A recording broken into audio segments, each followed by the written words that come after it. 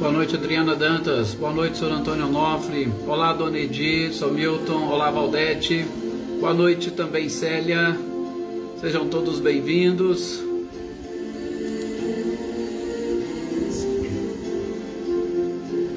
Olá, Flávio. Boa noite, Filomena. Elaine Lavez, boa noite. Olá, Michele e Gabriel Rossato. Sejam bem-vindos.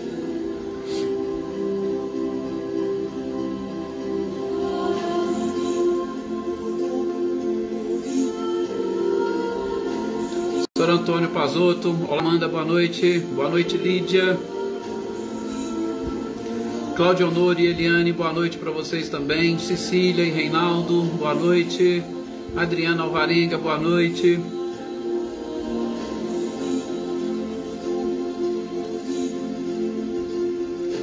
Filomena, realmente a Ine é fantástica, as músicas são muito boas mesmo, eu também adoro. Olá, Dona Edi. Boa noite para a senhora, boa noite para o Sr. Milton também. Olá, Wagner, boa noite. Seja muito bem-vindo.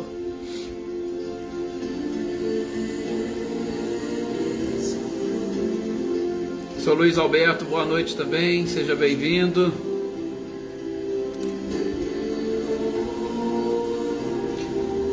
Maria Aparecida Moraes, boa noite, seja bem-vinda.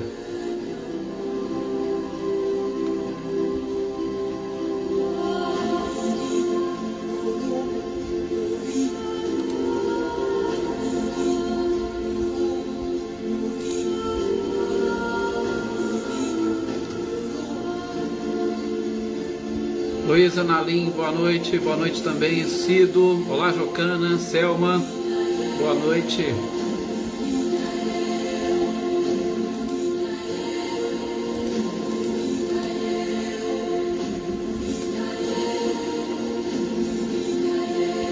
Para você também, Wagner, um super e fortíssimo abraço.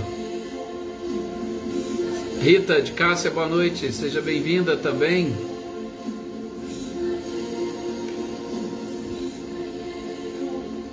Gente, vamos então iniciarmos aqui as nossas reflexões de hoje. Aqui, infelizmente, um pouquinho atrasado. Olá, Rita Caparelli, boa noite, seja bem-vinda.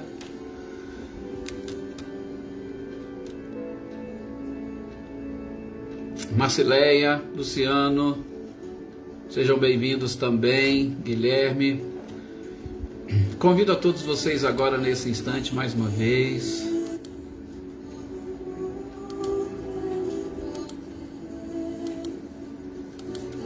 para nós elevarmos o nosso pensamento ao nosso Mestre amado e querido Jesus, mais uma vez, pedindo a Ele as bênçãos e a permissão para estarmos aqui reunidos em Seu nome, ao redor desses ensinamentos maravilhosos, e que nós possamos contar com os nossos amigos da espiritualidade, os nossos anjos de guarda, que com certeza nos assistem diuturnamente, e é claro, também os espíritos desencarnados que foram convidados a assistir conosco esses nossos encontros, sejam todos muito bem-vindos.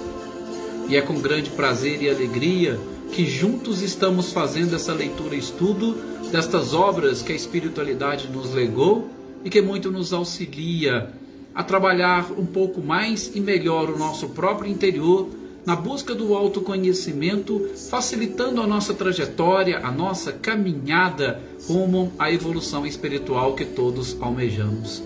Muita paz a todos vocês, muita paz ao seu próprio ou no seu próprio lar, muita paz para todos os seus familiares, amigos, aqueles que se dizem ou se reconhecem como seus inimigos. Muita paz para toda a humanidade. Que assim seja. Gente, mais uma vez, repito, é com prazer e alegria que nós estamos aqui para aprendermos um pouco mais com Kardec, com a própria espiritualidade, nesses momentos que nós temos, nessas oportunidades que nós temos exatamente de estudar com através dessa doutrina realmente maravilhosa. E hoje, dia de terça-feira, é dia de nós fazermos ou continuarmos a leitura do livro O Céu e o Inferno, ou a Justiça Divina, segundo o Espiritismo. Essa justiça divina que todos nós buscamos e que, com certeza, ela, um pouco talvez diferente daquilo que nós gostaríamos, ela obedece e respeita a leis que são perfeitas e que regem todo o universo. Então, o título do próprio livro, O Céu e o Inferno, ou a Justiça, ele deve realmente calar fundo no nosso coração, sobretudo para nós que buscamos aí essa integração, essa harmonia e este equilíbrio junto ao próprio Criador para atingirmos os nossos objetivos. Boa noite aqui também para a Dona Luzia, boa noite para a Eveline, para a Roberta, para a Gabi, para a Anitta, para o Clarindo. É sempre bom e ótimo estar aqui junto com vocês, tenho certeza disso. Deixa eu ver, acho que eu esqueci alguém aqui. A Maria, Esther também. Boa noite também, Ricardinho e Lúcia. Boa noite, Joana Carneiro e Maê. Então hoje, Kleber, boa noite, seja bem-vindo. Esther, boa noite também. Gente, hoje nós estamos iniciando a leitura e estudo sobre o livro dos Espíritos, do Céu e Inferno, na segunda parte, dos suicidas. E é claro que, mais do que nunca, é um momento, ou durante esses estudos que nós abordaremos esses tipos de espíritos que desencarnaram pelo autoextermínio, é sempre bom e interessante que todos vocês busquem firmar o pensamento um pouco mais, sobretudo para nós vibrarmos amor, compaixão, piedade, porque seres, e nós estamos falando de um planeta que na atualidade, infelizmente, é um número crescente de pessoas que buscam o autoextermínio. Muitas das vezes em decorrência ou em consequência das depressões, da própria ansiedade ou das dores que atingem diretamente a alma da criatura, que não se preparou convenientemente, sobretudo para esse grande avanço tecnológico e para este próprio momento de transição que nós estamos atravessando. Então, a partir de agora, nas terças-feiras, convido a vocês a estarem com os pensamentos voltados. Eu não quero que vocês tenham medo, não é para vocês terem receio, absolutamente, não é para vocês terem dó, não é isso. Mas é simplesmente para a gente aprender a vibrar de uma forma diferente para estes seres, que é lógico, assim como os outros sofredores, né, os arrependidos, a gente vê mais para frente os espíritos maldosos, mas os suicidas, principalmente pelo momento do nosso planeta, são seres que vão realmente precisar e muito, sobretudo do nosso carinho, da nossa compreensão, do nosso perdão, e que as nossas vibrações possam chegar até eles para que eles também busquem o auto-perdão. Porque esses espíritos têm uma grande dificuldade de se auto-perdoarem. Boa noite, Cecília. Boa noite, Lucélia. Boa noite também para o Zé Ricardo. Tá? Sejam todos muito bem-vindos. Então, os suicidas, repito, seres que buscam o autoextermínio, infelizmente boa parte deles são seres que perderam a esperança, como a gente vai ver neste primeiro caso, né, deste suicida da Samaritana.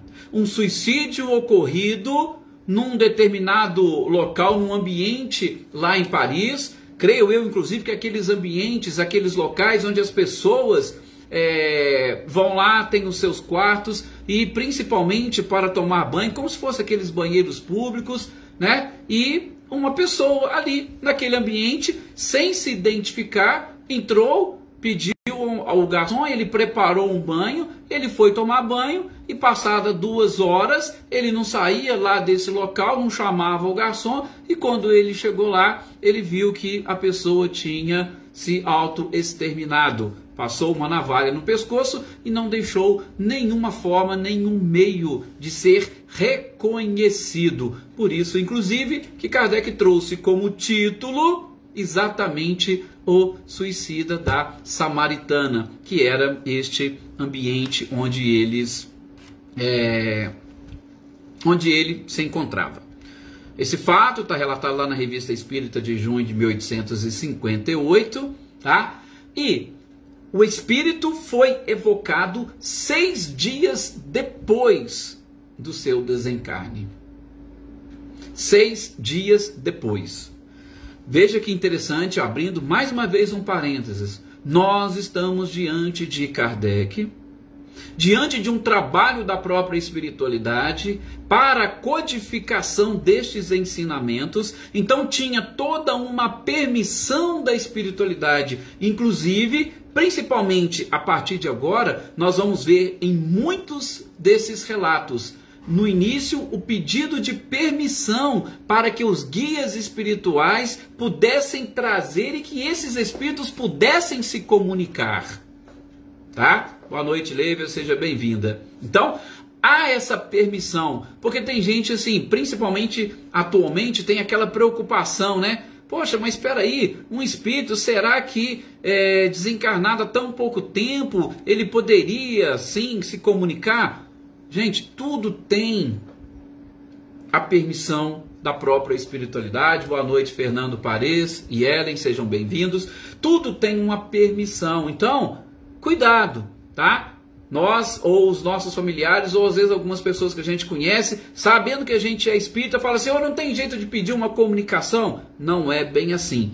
Temos as peculiaridades da codificação da doutrina espírita, de todo o preparo daquela equipe e principalmente dos objetivos da espiritualidade superior. Então, 6 dias depois ele foi evocado e, chegando lá, ele estava totalmente. Aliás, a gente vai perceber, eu não vou ficar aqui, repito, né, me atendo muito às perguntas, né, que o próprio codificador fez, exatamente para a gente não ficar assim, numa leitura muito chata, né, do próprio livro. Mas, simplesmente, nós vamos identificar uma confusão das suas próprias ideias. Por quê? Porque ele estava realmente naquele processo de perturbação. Assim como nós vimos em todos, e em especial neste primeiro capítulo da segunda parte do livro Céu e Inferno, nós percebemos que todos aqueles que passam por esse processo de, aspas, morte, eles passam por um período de perturbação. Uns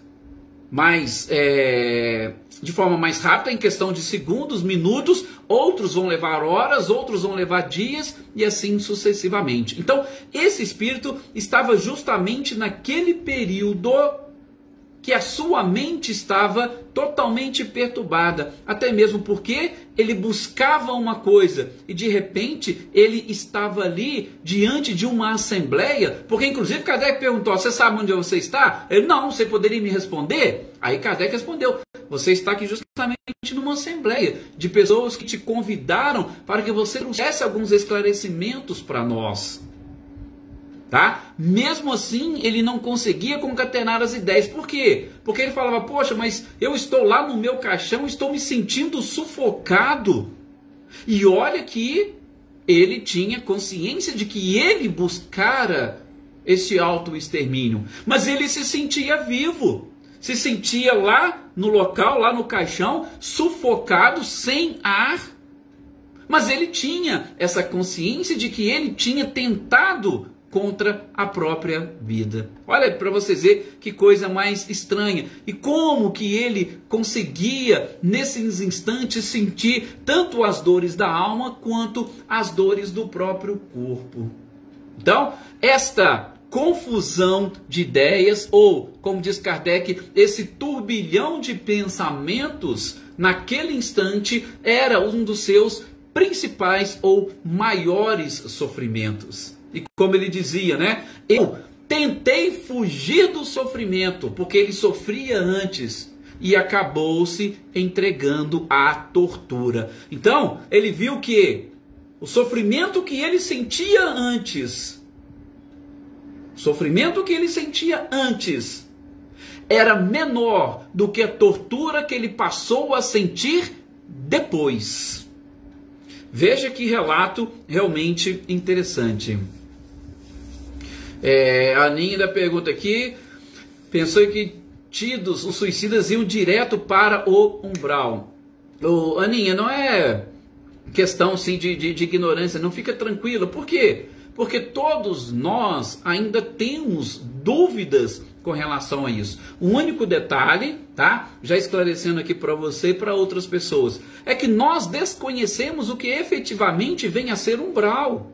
A gente já tocou aqui nesse assunto em outras oportunidades, por isso que eu vou resumir aqui de uma forma bem sintética. A humanidade, Aninha e demais companheiros, Adriano, a humanidade, ela vive envolvida pelo umbral. Umbral nada mais é do que o produto dos nossos próprios pensamentos. Nós estamos cercados pelos nossos pensamentos. E os nossos pensamentos, ou como nós podemos dizer, já aprendendo desde o início do livro Céu e Inferno, o verdadeiro inferno, Aninha, e o verdadeiro umbral, eles se encontram dentro de nós, sobretudo na nossa própria mente, tá? Mas, só para te esclarecer, se nós quisermos fazer uma análise do umbral do ponto de vista geográfico ou de um local, de um espaço, todo o planeta está envolvido em regiões umbralinas. Inclusive, só para você ter uma ideia, as colônias espirituais, o próprio nosso lar. Ele está também, ou a colônia está encravada numa região umbralina. Ali é umbral. Tanto é que a colônia nosso lar ela é cercada por muros, para que aqueles espíritos que não têm direito ao acesso não atrapalhem a energia, não atrapalhem a sintonia, não atrapalhem o ambiente. Então, tudo isso que nos envolve é considerado umbral. E a gente fica preso, sobretudo nos nossos próprios pensamentos, tá? Então, você vai falar assim, existe uma região prefixada para que os espíritos possam ir, por exemplo, os suicidas, tem lá o Vale dos Suicidas, eles são todos precipitados nesse local? Não, não é bem assim, não são todos, que existe um lugar para onde os espíritos são conduzidos pela própria sintonia deles ou entre eles, sim, ali pode ser considerado um vale para as pessoas que chegaram naquele local através do autoextermínio. Mas é nada mais, nada menos do que uma sintonia de pensamentos. E todos ali estão envolvidos por essa energia que cada um produz com seus próprios pensamentos, tá? Então, só para a gente esclarecer de uma forma assim bem ampla, umbral não é um assunto realmente muito simples, ok? Bom, então, como ele estava ali naquele local... Ah, tá. Inclusive a gente vai falar mais um detalhezinho daqui a pouco, Aninha, que você vai conseguir entender melhor. Como ele estava então ali, sentindo-se preso ao seu próprio corpo, sofrendo com as dores ou o sofrimento do próprio corpo, ele ainda tinha na alma toda a tortura que experimentava, sobretudo por saber e por ter naquele instante a certeza de que a morte não existe. Inclusive o próprio Kardec pergunta, ele falava, eu não acreditava no futuro. Aliás, para mim, futuro é esperança. E a partir do momento que eu perdi toda a esperança, para mim não tinha futuro. E se para mim não tinha futuro, o que eu podia fazer? Ou o que eu precisava fazer? Absolutamente nada. Exterminar com a minha vida e automaticamente o nada me consumiria. Só que ele se deu aí de cara com o plano espiritual, continuando vivo e ainda mais agora, sofrendo toda esta tortura de ver que os seus sofrimentos não acabaram. E mais, o sofrimento do corpo ele ainda experimentava na própria alma. Por quê? Porque ele dizia que sentia os vermes lhe corroer. Porque de putrefação, de tudo normal.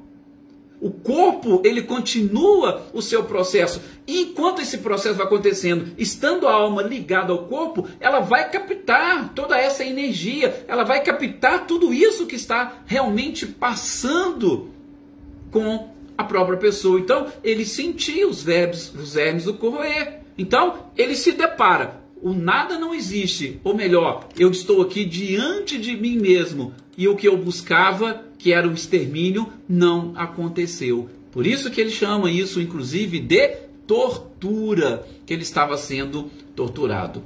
E aí, perguntou também, né, para ele, mas espera aí, e qual que é a sensação que você experimentou naquele momento decisivo do extermínio, da sua morte? E ele falou assim, mas ela se completou? Para vocês verem o estado de perturbação dele. Kardec perguntou, mas no momento da morte, o que você sentiu? Não, mas a morte ainda não se completou, ou seja, ele ainda sentiu que estava morrendo, que estava desencarnando, não tinha completado. E aí é onde ele fala que realmente é muito doloroso tudo isso. O corpo, igual ele falou, sofreu, mas só o corpo sofreu. A alma era um outro tipo de tortura. Para vocês verem que o negócio realmente é delicado. É mais ou menos isso mesmo, Aninha. A própria Joana de Antes fala muito disso. O resultado do nosso próprio psiquismo. A nossa inteligência espiritual, né? Bom, na sequência aí do texto, a gente vai ter, mais uma vez, boa noite, Catarina, seja bem-vinda. O Espírito de São Luís esclarecendo alguns pontos, né? Sobretudo a situação, não só desse, como de outros suicidas. A gente pensa que naquele instante nós estamos nos desfazendo de um fardo.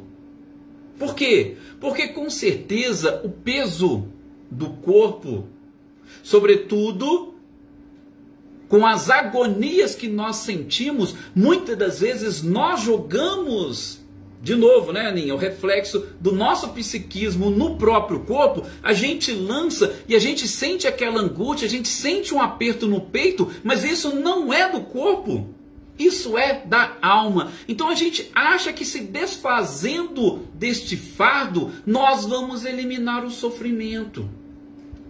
Porém, com esse rompimento brusco, sem esse planejamento e sem um desligamento, a alma ainda mantém-se ligada ao corpo. E é exatamente aqui nesse ponto, gente, que Kardec vai fazer um comentário que nós temos, inclusive, até hoje, essa certeza, essa convicção, mas é claro que não existe absolutismo nessas questões relacionadas com individualidades e com criaturas. Deixa eu só ver o que o pessoal colocou aqui. O Cleber diz que as sensações da matéria ainda continuam diferente daquilo que ele pensava. Como assim, Cleber? Bom, as sensações da matéria, ele pensava ou ele achava que exterminando a matéria, ele exterminaria a vida. Mas as sensações, elas permaneciam.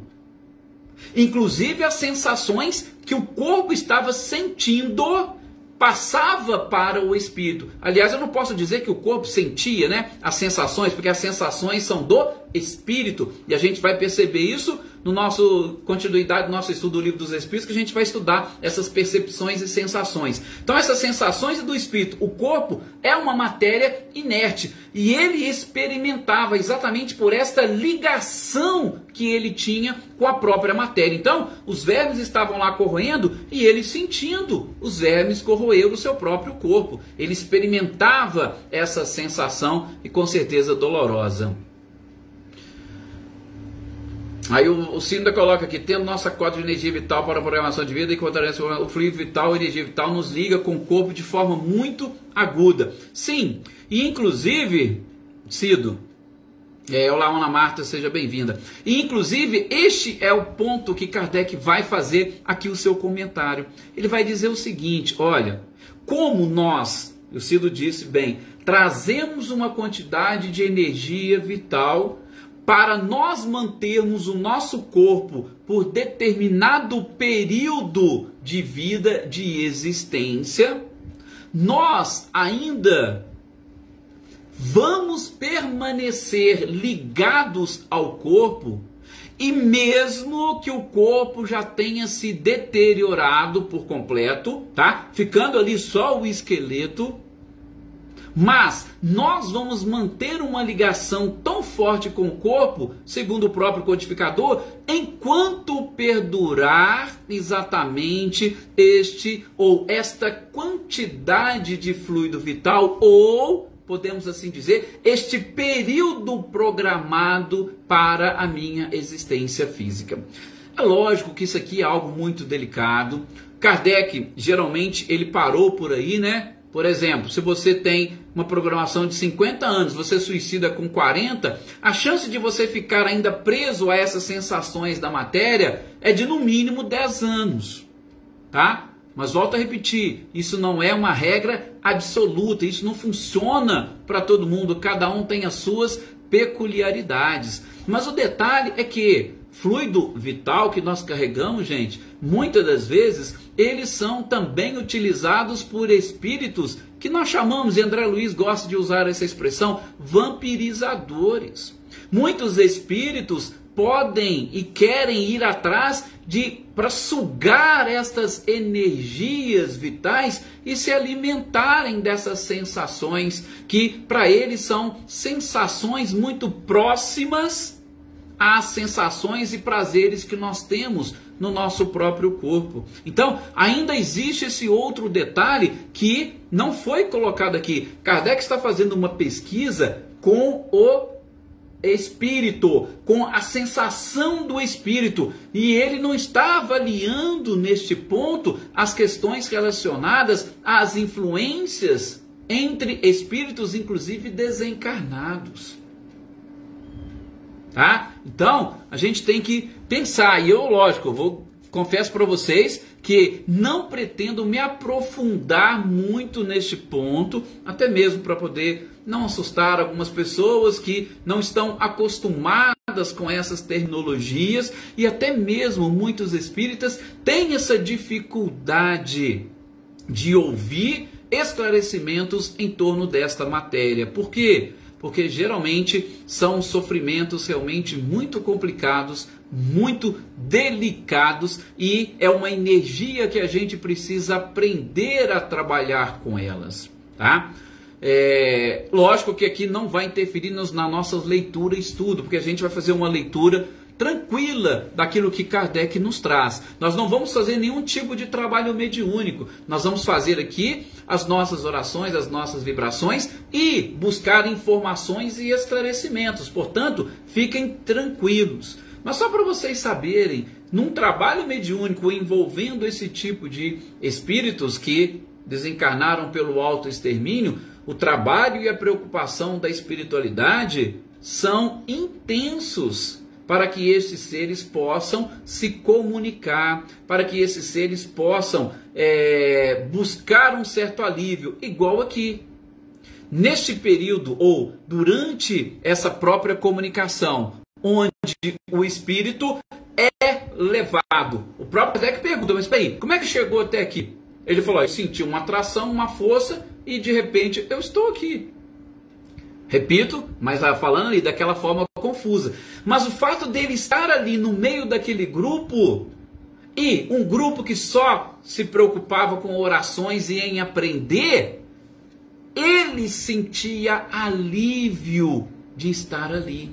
Por quê? Porque as orações auxiliam. A gente já falou muito isso aqui. Todas as terças, aliás, a gente repete. As orações ajudam e aliviam essas torturas que eles sentem, esses sofrimentos que eles experimentam. Portanto, as nossas orações são importantes. E daí, quando a espiritualidade precisa fazer algum tipo de trabalho específico com espíritos que desencarnaram dessa forma, eles preparam todo o grupo. E às vezes a preparação não é a preparação de um dia, às vezes não é a preparação de uma semana, é preparação às vezes de meses. Exatamente por conta desta energia ou destes fluidos que estão presentes nestes espíritos. Mas todos eles precisam das nossas orações, são os nossos companheiros, são os nossos irmãos. Só que são seres que se equivocaram quanto à continuidade da vida. E que hoje vem aqui, através dessa nossa leitura e estudo, ou através de muitas outras obras, exatamente para nos esclarecer, para que nós tomemos a consciência de que nós somos seres imortais. E que isto sirva de alerta a todos nós. Porque nós não vamos conseguir fugir de nenhum tipo de sofrimento, ainda que neste mundo de provas e expiações. Lembram do nosso estudo, nossa leitura e estudo de ontem, aqueles que estavam aqui? A felicidade não é deste mundo. Então, nós experimentaremos, o próprio Cristo disse, no mundo tereis aflições. Isto é inerente ao nosso próprio planeta. Então, a gente não pode querer simplesmente fugir de determinadas situações, utilizando-se deste caminho. Lógico, mais uma vez, que cada caso é um caso. Esse espírito aqui que nós estamos falando, o suicida da Samaritana, ele disse, inclusive Kardec perguntou, você poderia dizer o seu nome e como nós poderíamos te identificar? Ele falou, não. Ah, mas por quê? Você não quer se identificar? Não. Ah, você não tem família, não tem... Ele, não, eu estava totalmente abandonado. Ah, mas não tinha ninguém que... Ele falava, não. Muitas das vezes nós estamos ou vivemos em família. Estamos junto com outras pessoas, mas nós nos sentimos abandonados. Ele se sentia totalmente abandonado, se sentia desprezado. Ele não contou quais foram os motivos que o levaram ao suicídio. Diferente do nosso próximo caso, né? O pai e o conscrito, que tinham um motivo. Opa, por que o pai praticou o suicídio? A gente vai ver na próxima terça, né? Ele praticou o suicídio para que o filho não fosse para o exército, não buscasse a morte e ficasse cuidando da sua esposa. Ele tinha um motivo. Esse aqui, ele não contou o motivo, mas simplesmente ele relatou que ele perdeu toda a esperança, que ele estava completamente abandonado. A gente não sabe quais foram realmente os motivos. A gente não sabe os problemas familiares que ele enfrentava, mas a gente sabe que ele estava sofrendo, por isso ele procurou o autoextermínio. E o autoextermínio acabou com o sofrimento dele? Não, muito pelo contrário, ele diz que ele fugiu do sofrimento e caiu na tortura. Então, isso deve servir de alerta para nós. De alerta, e aí eu gosto de dizer, de gratidão nossa para com estes seres. Gratidão nossa, para com esses seres? Sim, nós temos que ter gratidão com esses seres que tiveram a oportunidade de voltar e relatar para nós o que eles passaram. Nós nem conhecemos a maioria deles, nós nem fazemos ideia de quem sejam esses seres, de quem sejam esses espíritos, mas eles trouxeram essa experiência para nós. A Eveline está colocando aqui, realmente é muito triste essa sensação ou este sentimento de que algo está vazio, que a gente precisa. Então a gente tem que tentar buscar alguma coisa. Gente, eu sei que em especial aqueles que entram em depressão ou em crises depressivas, a situação é muito delicada, mas a gente tem que se unir de alguma forma para auxiliar essas pessoas. Nós não podemos deixá-las, nós não podemos abandoná-las. Esse espírito se sentiu abandonado, se sentiu sozinho. Alguma coisa aconteceu, deixaram ele de lado. E nós não podemos nos calar. Por isso que existem essas campanhas direto. Setembro Amarelo, que não deve ficar nem só em setembro, deve se estender por todo o período. Está sabendo de alguém? Vá lá, faça alguma coisa. Ah, você não conseguiu chegar, não conseguiu se aproximar. Faça uma oração de alguma forma.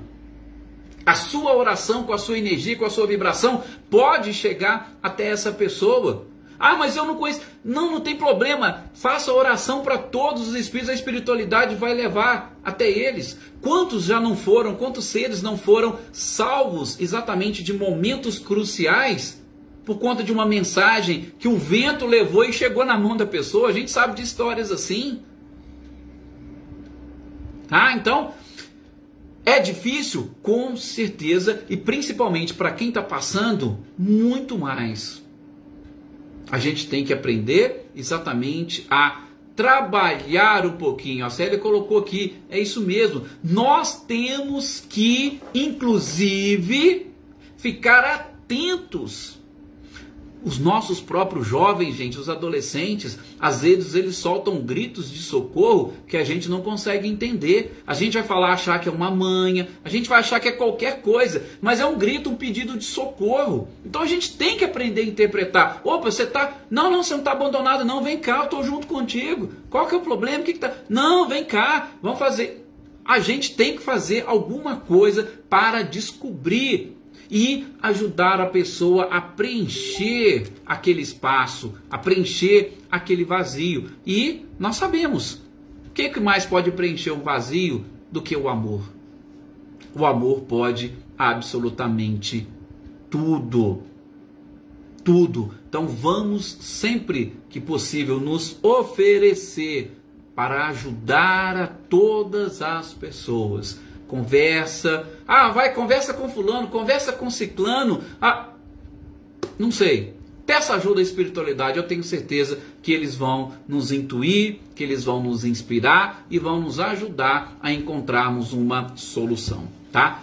Feitas essas considerações e esse caso, aí no próximo a gente vai contando de uma forma mais rápida esses outros e alguns comentários, se forem necessários, nós vamos fazendo, tá? Então a gente hoje fica por aqui, nosso tempo até se esgotou, espero que tenha contribuído para essas reflexões. Repito que o assunto é realmente muito delicado e eu espero que vocês aumentem as suas energias, as suas vibrações, as suas orações em prol dessa humanidade que se encontra adoecida emocionalmente, para nós ajudar a espiritualidade a evitar esses problemas e essas dificuldades. Muita paz a todos vocês e até o nosso próximo encontro. Gratidão.